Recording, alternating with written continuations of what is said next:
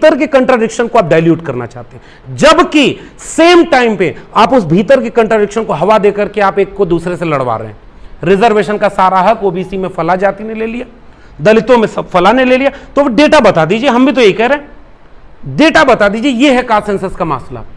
अगर education employment दो ही जगह पर रिजर्वेशन है तो डेटा तो उसके बाहर भी आपको मिलेगा कि फेलोशिप किसने कितनी पाई है। ये फेलोशिप तक जाएगा, रिसर्च वर्क तक जाएगा, उसके बाद बैंक के लोन तक जाएगा।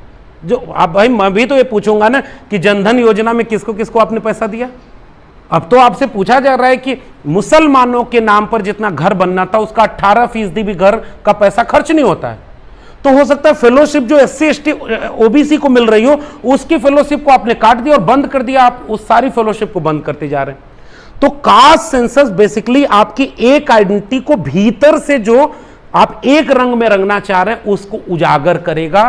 तो दो वजह हैं जिसकी वजह से कास्ट सेंसस नहीं होने देना चाहते।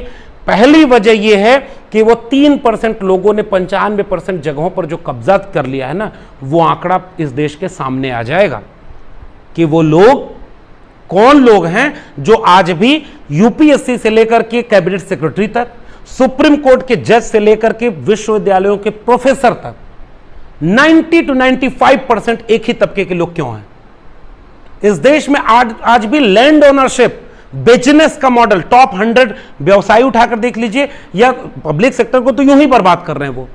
तो ये सवाल है, इसलिए वो उसको नहीं उजागर होने देना चाहते। और दूसरा, उनका पूरा पॉलिटिकल नरेशन जो गुब्बारा बना है ना, वो एक आइडेंटिटी पर बना है। जबकि अगर ये आखिरी बात है कि अगर सब हिंदू हैं तो राष्ट्रीय स्वयंसेवक संघ ने एक एक जाति पर हजार पन्ने की किताबों का शोध क्यों करवाया। कुर्मी, उसने उसका नाम दिया है कुर्मी हिंदू, कुशवाहा हिंदू, अहिर हिंदू। जब सब हिंदू थे तो ये जातियों के अलग अलग से आपने डेटा कलेक्शन क्यों किए।